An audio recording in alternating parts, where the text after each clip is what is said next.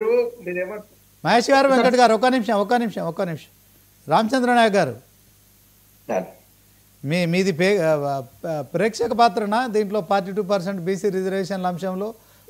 మేము చాలా చిత్తశుద్ధితో శాసనసభలోనే మేము చాలా హృదయపూర్వకంగా ఏకగ్రీవంగా ఆమోదించే దాంట్లో మేము మా పాత్ర ఉన్నది. తర్వాత అఖిల పక్షాన్ని తీసుకెళ్లే దాంట్లో మమ్మల్ని తీసుకెళ్లమంటే కూడా కాంగ్రెస్ పార్టీ ఎవరిని తీసుకోకుండా పోయింది. మేము 42% రిజర్వేషన్ అమలు కావాలని భారత రాష్ట్ర సమితి చాలా హృదయపూర్వకంగా ఆహ్వానిస్తుంది. రేపు ఆ పద్ధతుల్లోనే ఎన్నికలు జరగాలని కోరుకుంటున్నాం. కానీ రాజ్యాంగపరమైన అడ్డంకుల్ని తొలగించుకోకుండా హర్రీబర్రీగా ఒకవైపున కోర్టులో 8వ తారీఖు నాడు డేటు ఉంచుకొని 9 నుంచి ఎలక్షన్ షెడ్యూల్ని విడుదల చేయటం అనేది నేనన్నీ చేసినా నా బాధ్యత తీరిపోయింది, ఆ కోర్టు అడ్డం వచ్చింది, లేకపోతే ఫలానా బీజేపీ పార్టీ వాళ్ళు అడ్డం వచ్చిర్రు అని ఒక సాకు చెప్పడానికి మాత్రమే పనికొస్తారు తప్ప నిజంగా బీసీలకు న్యాయం జరిగే పద్ధతులు ఇక్కడ కనబడట్లేదు.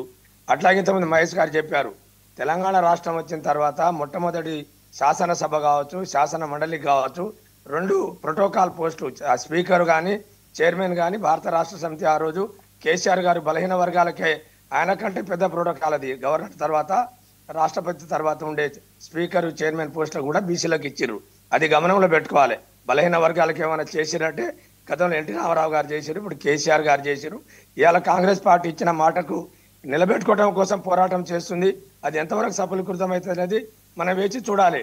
మనం ఇప్పుడు కాంగ్రెస్ పార్టీ 42 ఇస్తానంటే దాన్ని స్వాగతిస్తూ మేము కూడా మీతో పాటు పోరాటానికి సిద్ధమవుతున్నాం, ఢిల్లీ దాకా పోవడానికి కూడా సిద్ధంగా ఉన్నాం.